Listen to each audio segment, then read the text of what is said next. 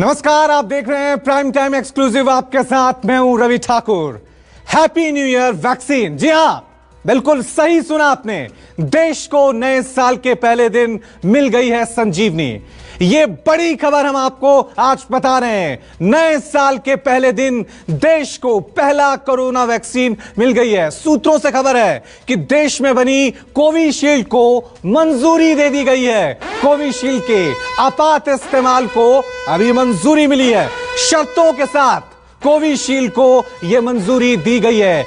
तो नए साल के पहले दिन आज की ये बड़ी खबर है, खुशखबरी है, क्योंकि पूरे देश को इंतजार था कि कब देश को पहली वैक्सीन मिलेगी, क्योंकि अभी भी देश में कोरोना वैक्सीन के मामले लगातार बढ़ते ही जा रहे हैं। और आज 2021 के पहले दिन भारतवासियों को यह बड़ी खुशखबरी मिली है। अब डिटेल में आपको बताते हैं कि कैसे देश को नए साल के पहले दिन ही कोरोना की काट संजीवनी मिल गई है।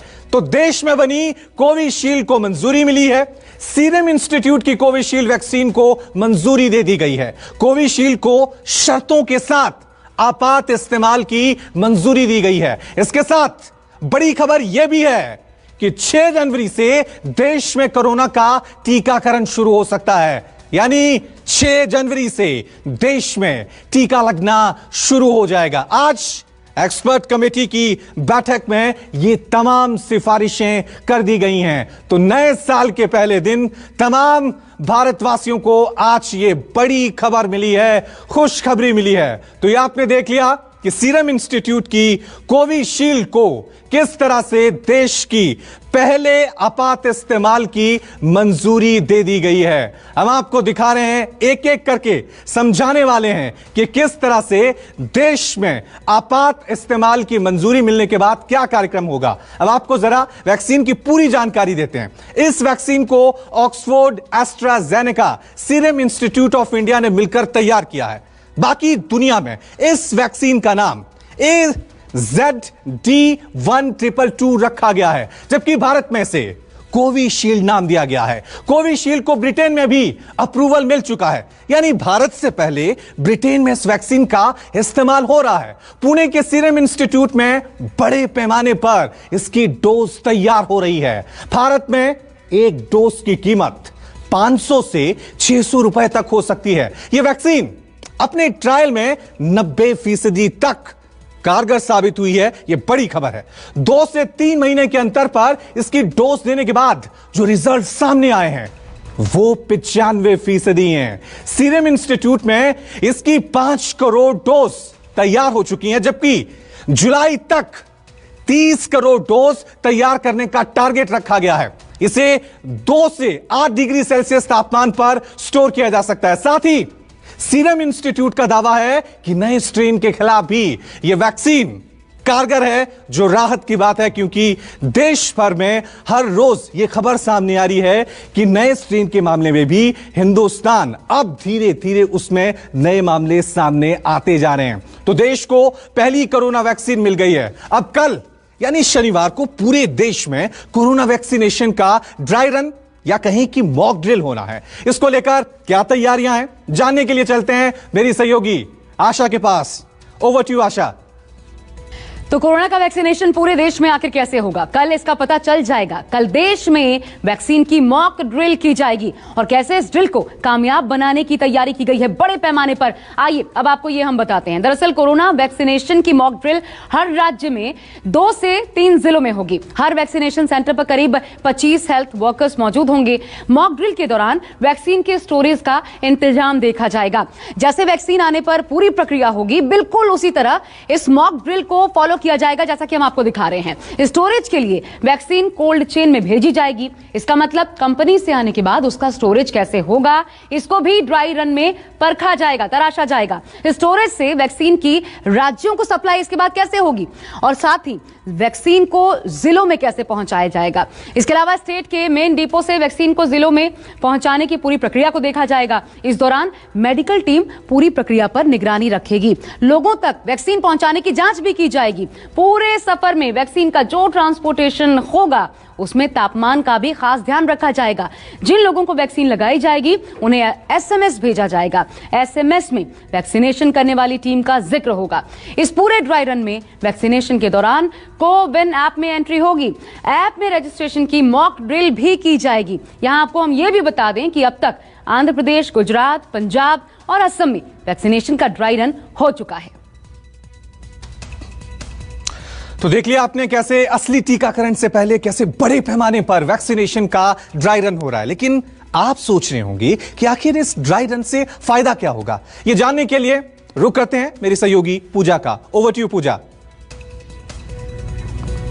और आइए अब हम आपको दिखाते हैं कि वैक्सीनेशन के ड्राई रन से आखिर क्या फायदा होगा। आखिर सरकार इतने बड़े स्तर पर असली टीकाकरण से पहले क्यों ये ड्राई रन कर रही है। तो देखिए, इस ड्राई रन से असली टीकाकरण से पहले की चुनौतियों का, चैलेंजेस का पता चल जाएगा। यानी इससे ये अंदाजा हो जाएगा कि असली टीकाकरण के दौरान किस तरह की चुनौतियां सामने आ सकती हैं। साथ ही जब ड्राई रन होगा तो उन जगहों की भी पहचान हो जाएगी जहां पर सुधार की जरूरत है। ड्राई रन के बाद वैक्सीनेशन प्लान सही ढंग से पूरा हो सकेगा और इस ड्राई रन में वो सारी एजेंसियां भी शामिल होंगी जो असली टीकाकरण में रहेंगी। तो इससे ऊपर से नीचे तक पूरे सिस्टम की मॉनिटरिंग हो जाएगी। ड्राई रन में स्टोरेज, ट्रांसपोर्ट, कोल्ड चेन की निगरानी भी हो सकेगी।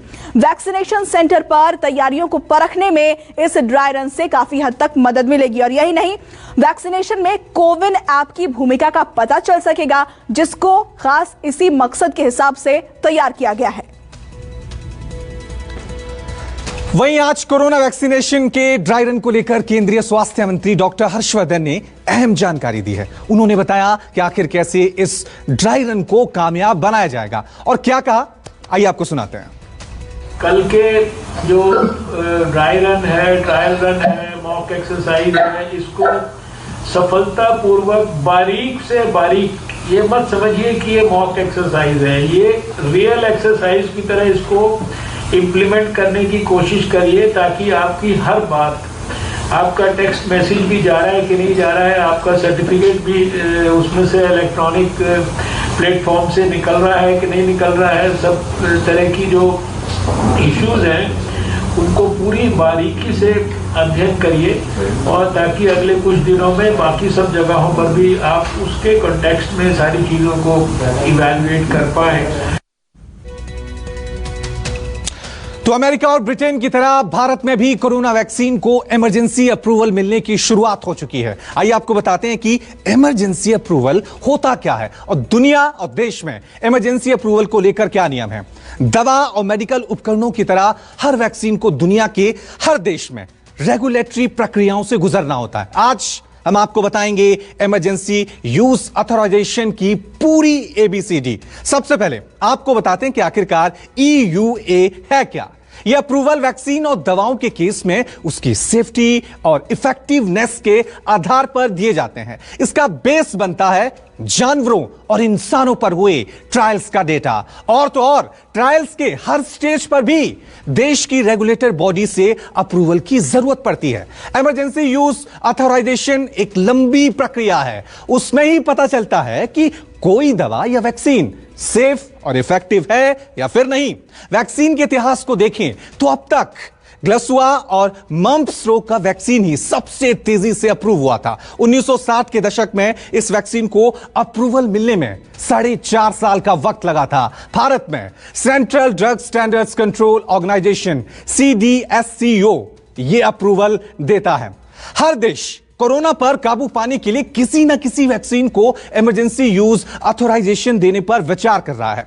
आइए आपको बताते हैं कि आखिरकार EUA देने का नियम क्या है। अमेरिका के फूड एंड ड्रग रेगुलेटर के मुताबिक EUA तभी दिया जा सकता है जब वैक्सीन या दवा के संभावित खतरों के मुकाबले उससे होने वाला फायदा ज्यादा हो। आंकड़ों के मुताबिक फेज 3 ट्रायल्स का एफिकेसी डेटा आने के बाद ही EUA पर विचार हो सकता है। यानी फेज 1 और फेज 2 के डेटा के आधार पर EUA नहीं दिया जा सकता। अमेरिका की FDA ने कोविड-19 के लिए तय किया है कि अगर फेज 3 एफिकेसी डेटा में वैक्सीन 50% से ज्यादा इफेक्टिव रहती है तो ही उसे इमरजेंसी अप्रूवल दिया जाएगा। इतना ही नहीं, ये डेटा 3000 से ज्यादा वॉलंटियर्स का होना चाहिए और वैक्सीन ट्रायल के सभी डोज देने के कम से कम 1 महीने तक कोई गंभीर साइड इफेक्ट नहीं होना चाहिए। कोई भी देश किसी वैक्सीन के EUA की अनुमति तभी देता है जब किसी बीमारी के इलाज या बचाव का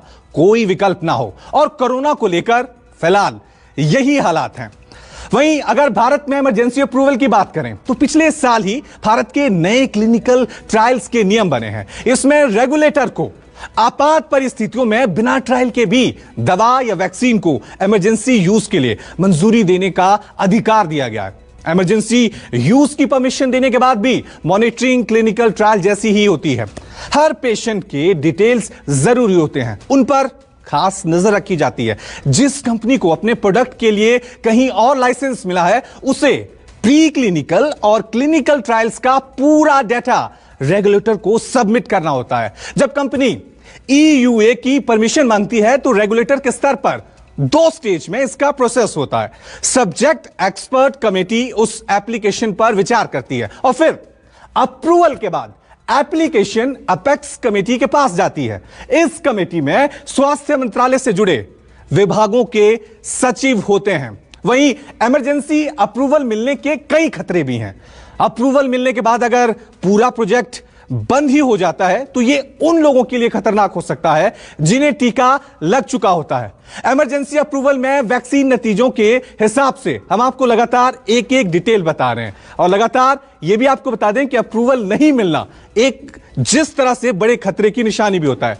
कोविशील्ड को तो आपात इस्तेमाल की मंजूरी मिल गई है, लेकिन आपको बता दें कि इसकी पूरी प्रक्रिया क्या है। अगला नंबर देश में तैयार हो रही भारत की बायोटेक कोवैक्सीन का ही है। इसलिए तो कैसी है कोवैक्सीन और हमारे लिए ये कितनी मुफीद है, बताएंगी मेरी सहयोगी Pooja. Over to you Pooja. Corona से लड़ने के लिए भारत में तैयारियां जोरों पर है। वैक्सीन चेन में कोवैक्सीन के नाम पर दुनिया की नजरें टिकी हुई है। सबसे बड़ी बात है कि कोवैक्सीन को भारत में डेवलप किया जा रहा है। कोवैक्सीन को भारत बायोटेक और NIV ICMR मिलकर तैयार कर रही है। कोवैक्सीन का ट्रायल तीसरे और निर्णायक फेज में है और कोवैक्सीन का देश भर के 25 जगहों पर ट्रायल किया जा रहा है। कोवैक्सीन को लेकर ताजा खबर के मुताबिक अब तक करीब 13,000 लोगों पर कोवैक्सीन का ट्रायल किया जा चुका है और अभी तकरीबन 26,000 लोगों पर कोवैक्सीन का ट्रायल किए जाने का लक्ष्य रखा गया है। कोवैक्सीन के साथ जो सबसे अच्छी बात है वो है इसका स्टोरेज टेम्परेचर। कोवैक्सीन को सामान्य 2 से 8 डिग्री सेल्सियस के बीच रखा जा सकता है और यही वजह है कि एशिया, अफ्रीका समेत गर्मी और सामान्य तापमान वाले देशों को इस वैक्सीन से बहुत उम्मीदें हैं। दुनिया में सिर्फ एक वैक्सीन ऐसी है जिसने विश्व स्वास्थ्य संगठन यानी WHO से मंजूरी उसको मिली है। वो वैक्सीन फाइजर की है। इस वैक्सीन की पूरी ABCD जानने के लिए रुक करते हैं मेरी सहयोगी आशा का। Over to you. और आइए आपको हम फाइजर वैक्सीन की अब पूरी डिटेल्स यानी ABCD बता देते हैं। दरअसल फाइजर दुनिया के देशों में लगाई जाने वाली पहली कोविड केयर वैक्सीन है। अमेरिका की फाइजर और जर्मनी की बायोएनटेक ने यह वैक्सीन मिलकर तैयार की है। फाइजर दुनिया की सबसे तेजी से विकसित हुई वैक्सीन है। फाइजर वैक्सीन को 10 महीने में ही, महज 10 महीने में ही तैयार किया गया है। फाइजर बायोटेक की वैक्सीन इसको 70 डिग्री सेल्सियस -70 डिग्री सेल्सियस में रखना पड़ता है। रेफ्रिजरेटर में फाइजर वैक्सीन को 5 दिन रखा जा सकता है। इंसानों के लिए बात करें तो इंसानों के लिए फाइजर वैक्सीन के 2 डोज तय किए गए हैं। 2 डोज के बीच 3 सप्ताह का अंतर रखने की जरूरत है। फाइजर वैक्सीन को ब्रिटेन में सबसे पहले मंजूरी दी गई थी और ब्रिटेन के बाद अमेरिका में भी फाइजर वैक्सीन को मंजूरी दे दी गई है। ब्रिटेन ने फाइजर वैक्सीन को 4 करोड़ डोज का ऑर्डर दिया है। WHO से अप्रूवल पाने वाली पहली कोरोना वैक्सीन है फाइजर। और फाइजर वैक्सीन को बनाने के लिए खास तरह की तकनीक का इस्तेमाल भी किया गया। आइए आपको वो भी हम समझा देते हैं। दरअसल महामारी के दौर में कोरोना वायरस के इकट्ठे किए गए जेनेटिक कोड के छोटे टुकड़ों का इस्तेमाल वैक्सीन बनाने के लिए किया गया है और ये पहली बार हुआ है कि कोरोना वायरस की जगह सिंथेटिक जेनेटिक मटेरियल का इस्तेमाल किया गया। इस वैक्सीन में इस्तेमाल जेनेटिक टुकड़ों को RNA या mRNA कहा जाता है। वैक्सीन में इस्तेमाल सिंथेटिक जेनेटिक मटेरियल रोग प्रतिरोधक वायरस से लड़ने के लिए ट्रेंड करता है। इम्यून सिस्टम को एंटीबॉडी बनाने में यह मदद करता है। फाइजर वैक्सीन कोविड से लड़ने के लिए प्रोटीन की कॉपी बनाती है। इससे पहले कभी, यह समझ लीजिए कि पहले कभी mRNA वैक्सीन को इंसानों पर लगाने की मंजूरी नहीं मिली थी। यह पहली बार हुआ है। अब अमेरिका की ड्रग मेकर कंपनी फाइजर, जिन्होंने हाल ही में भारत में अपने कोरोना वायरस वैक्सीन के आपातकालीन उपयोग की मांग की थी, उसके वैक्सीन डोज को -70 डिग्री सेल्सियस पर स्टोर करने की जरूरत होती है। तो कंपनी ने क्या खुलासा किया वो जानिए। कंपनी ने खुलासा किया कि वो भारत के लिए स्पेशल वैक्सीन तैयार कर रही है। वैक्सीन के लिए बहुत ज्यादा ठंड की जरूरत नहीं होगी। फाइजर कंपनी की वैक्सीन के लिए -70 डिग्री की जरूरत साधारण रेफ्रिजरेशन में ही रखा जा सकेगा, -70 डिग्री की जरूरत नहीं पड़ेगी, यह कहा गया। और भारत के लिहाज से यह एक अच्छी खबर है। और अब कोरोना पर नए साल के लिए प्रधानमंत्री नरेंद्र मोदी का एक मंत्र आपको सुनाते हैं कि आखिरकार उन्होंने कोरोना को लेकर देश से क्या कहा है। जब तक दवाई नहीं तब तक ढिलाई नहीं, बार बार कहता था। अब दवाई सामने दिख रही है, कुछ ही समय का सवाल है, तो भी मैं कहूंगा। पहले मैं कहता था दवाई नहीं तो ढिलाई नहीं, लेकिन अब मैं फिर से कह रहा हूं दवाई भी और कड़ाई भी। कड़ाई भी बरतनी है और दवाई भी लेनी है।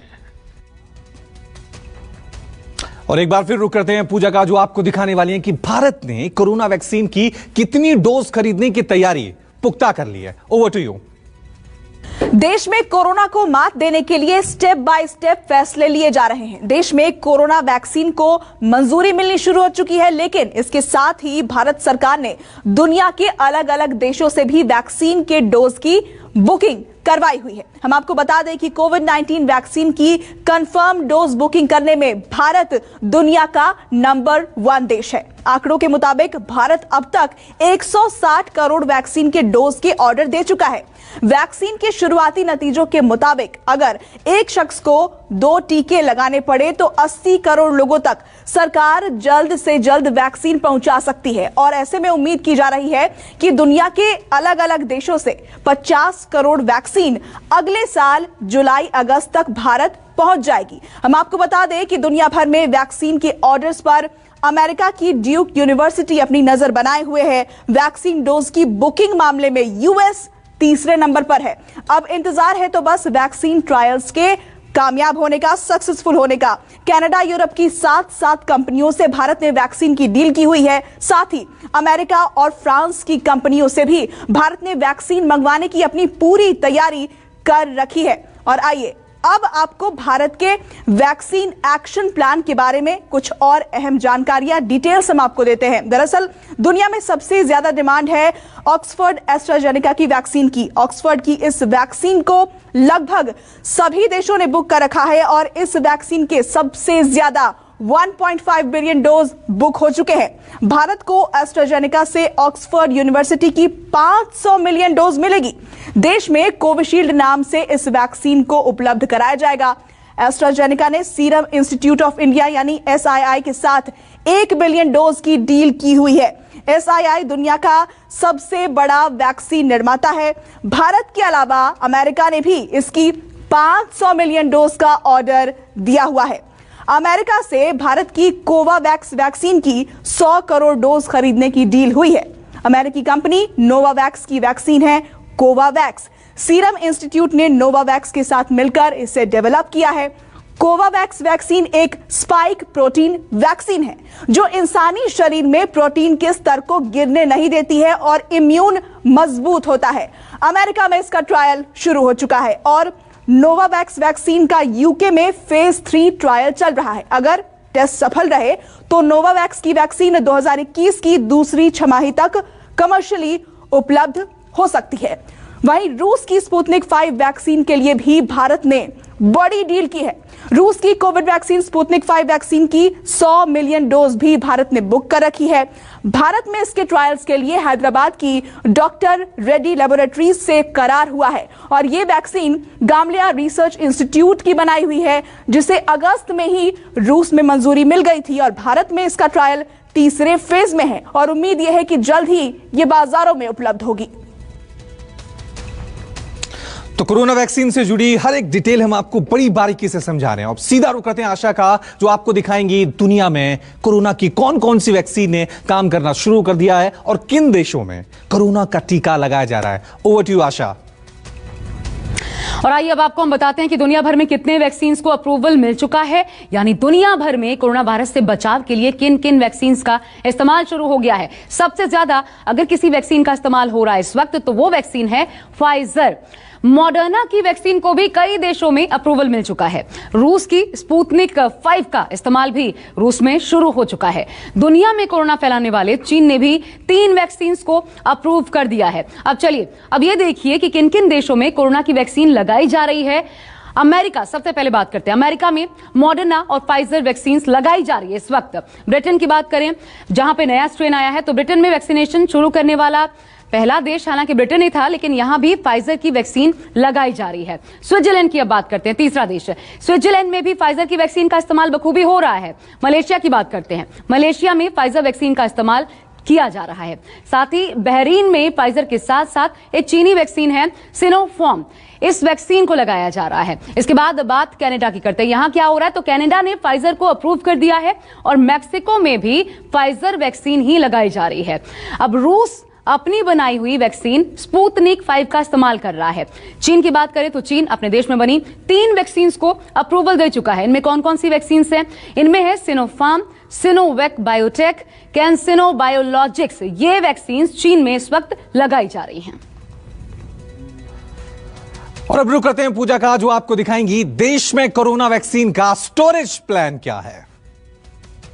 देश में कोरोना को मात देने के लिए स्टेप बाय स्टेप फैसले लिए जा रहे हैं। देश में कोरोना वैक्सीन को मंजूरी मिलनी शुरू हो चुकी है, लेकिन इसके साथ ही भारत सरकार ने दुनिया के अलग अलग देशों से भी वैक्सीन के डोज की बुकिंग करवाई हुई है। हम आपको बता दें कि कोविड-19 वैक्सीन की कंफर्म डोज बुकिंग करने में भारत दुनिया का नंबर 1 देश है। आंकड़ों के मुताबिक भारत अब तक 160 करोड़ वैक्सीन के डोज के ऑर्डर दे चुका है। वैक्सीन के शुरुआती नतीजों के मुताबिक अगर एक शख्स को 2 टीके लगाने पड़े तो 80 करोड़ लोगों तक सरकार जल्द से जल्द वैक्सीन पहुंचा सकती है। और ऐसे में उम्मीद की जा रही है कि दुनिया के अलग अलग देशों से 50 करोड़ वैक्सीन अगले साल जुलाई अगस्त तक भारत पहुंच जाएगी। हम आपको बता दें कि दुनिया भर में वैक्सीन के ऑर्डर्स पर अमेरिका की ड्यूक यूनिवर्सिटी अपनी नजर बनाए हुए है। वैक्सीन डोज की बुकिंग मामले में यूएस तीसरे नंबर पर है। अब इंतजार है तो बस वैक्सीन ट्रायल्स के कामयाब होने का, सक्सेसफुल होने का। कनाडा, यूरोप की 7 कंपनियों से भारत ने वैक्सीन की डील की हुई है। साथ ही अमेरिका और फ्रांस की कंपनियों से भी भारत ने वैक्सीन मंगवाने की अपनी पूरी तैयारी कर रखी है। और आइए अब आपको भारत के वैक्सीन एक्शन प्लान के बारे में कुछ और अहम जानकारियां, डिटेल्स हम आपको देते हैं। दरअसल दुनिया में सबसे ज्यादा डिमांड है ऑक्सफोर्ड एस्ट्राजेनेका की वैक्सीन की। ऑक्सफोर्ड की इस वैक्सीन को लगभग सभी देशों ने बुक कर रखा है और इस वैक्सीन के सबसे ज्यादा 1.5 बिलियन डोज बुक हो चुके हैं। भारत को एस्ट्राजेनेका से ऑक्सफोर्ड यूनिवर्सिटी की 500 मिलियन डोज मिलेगी। देश में कोविशील्ड नाम से इस वैक्सीन को उपलब्ध कराया जाएगा। एस्ट्राजेनेका ने सीरम इंस्टीट्यूट ऑफ इंडिया यानी SII के साथ 1 बिलियन डोज की डील की हुई है। ये तो आपने देश का स्टोरेज प्लान देखा। अब आपको दिखाते हैं राजधानी दिल्ली का पहला कोरोना वैक्सीन सेंटर, जहां कोरोना वैक्सीन को रखने के पुख्ता इंतजाम किए गए। देखिए न्यूज़ 24 संवाददाता पल्लवी झा की एक्सक्लूसिव रिपोर्ट।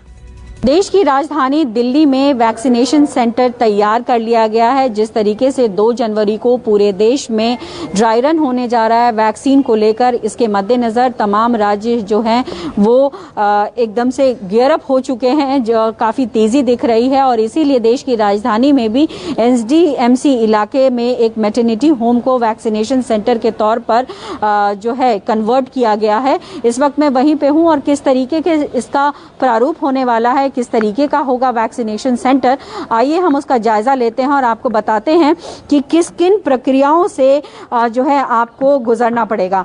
तो सबसे पहले यहाँ इन्फॉर्मेशन है कि ये कौन सी जगह है और कितने से कितने बजे तक वैक्सीनेशन होगा। साथ ही साथ यहाँ पर यह भी लिखा हुआ है कि जब आप यहाँ पर पहुँचेंगे तो आपको फोटो आईडी होनी चाहिए आपके साथ, आप मास्क लगाए रखें, सैनिटाइज करें। ये होगा काउंटर नंबर 1। यहाँ जो है लोग बैठेंगे जो कि रजिस्टर्ड होंगे, वो लोग उनकी संख्या जो है फिलहाल यही कहा जा रहा है कि जिनको वैक्सीनेशन लगना है वो 25 की संख्या में फिलहाल जो है वो आएंगे सेंटर पर, ताकि भीड़ ना हो, भीड़ को मैनेज करने में आसानी हो। यहाँ एंट्री है और एंट्री जो है वहाँ से आप एंटर करेंगे तो आप सीधे वेटिंग एरिया में आ जाएंगे। यहाँ बड़ी इंपॉर्टेंट चीज़ ये है कि वैक्सीनेशन जो भी साइट बनेंगे वहाँ पर 3 जो एरिया हैं वो महत्वपूर्ण है।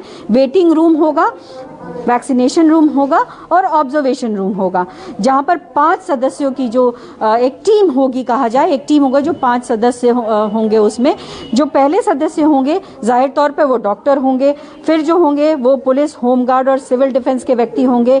इसके अलावा जो होंगे दस्तावेज जो आप लेकर आएंगे उनको चेक करने के लिए होंगे, और जो बाकी होंगे लोग वो होंगे सपोर्ट स्टाफ, यानी जो ऑब्जर्वेशन रूम में जिनको रखा जाएगा, किसी को परेशानी होती है, तकलीफ होती है, तो वो वहां पर हैंडल करेंगे। अब हम पहुंच गए काउंटर नंबर 2 पे।